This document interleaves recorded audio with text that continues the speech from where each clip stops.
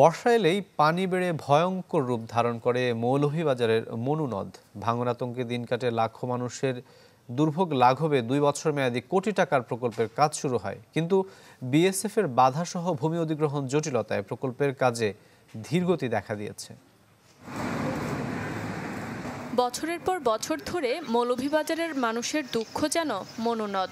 বর্ষা এলেই তা বেড়ে যায় কয়েক গুণ।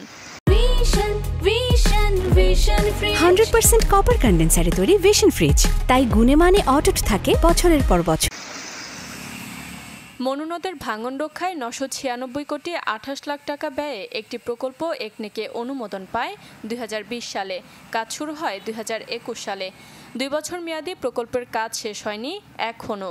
বারবার মেয়াদ বাড়ানোয় সংশয়ে স্থানীয়রা। গাংরে খুদি খুদি একবারে বাংতে বাংতে গরুর লগে লাগি যারাইয়া। খাসটা নেওয়ার কারণে তুই আমরা বাচ্চা লইয়া খুব দুশ্চিন্তার মাঝে আছি। 2 বছর আগে তারা এটা শেষ করতে আসিল, এবার আট করতে আসিল, কিন্তু এটা তারা করেও না, আর আমরা মানে বিপদ পড়ছি। মনু প্রজেক্টের কাজ যে নির্ধারিত মেয়াদ শেষ হয়ে গেছে, এরপরে বর্ধিত মেয়াদও প্রায় শেষ হওয়ার পথে, কিন্তু এখন পর্যন্ত কাজের অগ্রগতি সন্তোষজনক নয়। পানি উন্নয়ন বোর্ড জানায়, সীমান্তে বিএসএফ এর বাধাসহ ভূমি অধিগ্রহণ জটিলতায় কাজে ধীরগতির সৃষ্টি হয়েছে। তবে জেলা প্রশাসন বলছে, দ্রুত কাজ শেষ করতে এরই মধ্যেই পদক্ষেপ নেওয়া হয়েছে। সর্বশেষ আমরা জুন 2025 পর্যন্ত বৃদ্ধির জন্য একটি প্রস্তাব দিই, যা পানি সম্পদ মন্ত্রণালয় থেকে সুপারিশ আকারে পরিকল্পনা কমিশনে প্রেরণ করা হয়, যা প্রক্রিয়াধীন অবস্থায় আছে অনুমোদনের জন্য।